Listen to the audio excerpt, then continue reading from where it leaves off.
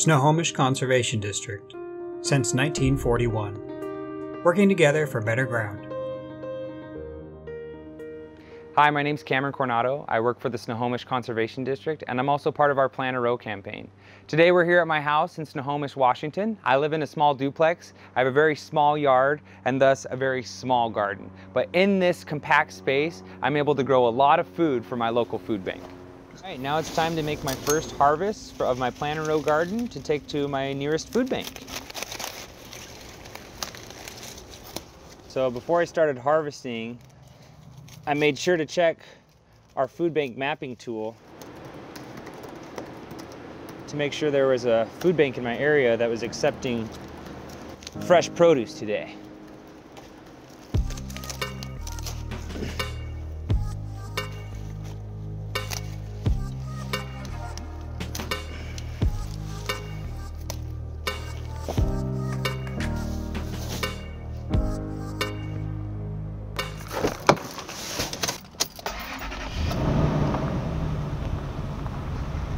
Hey everyone.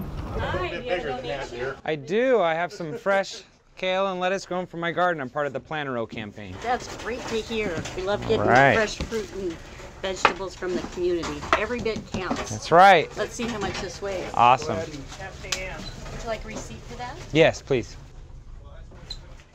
How much? 4.8 pounds of fresh lettuce and kale. That's a big salad. It is. And that's how you harvest a row for your local food bank.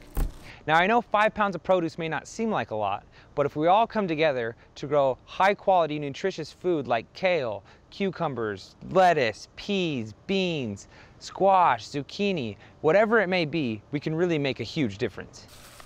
Donating fresh produce to food banks is very important. Did you know that 1 in 5 Washingtonians rely on food banks and the most requested items are nutritional crops?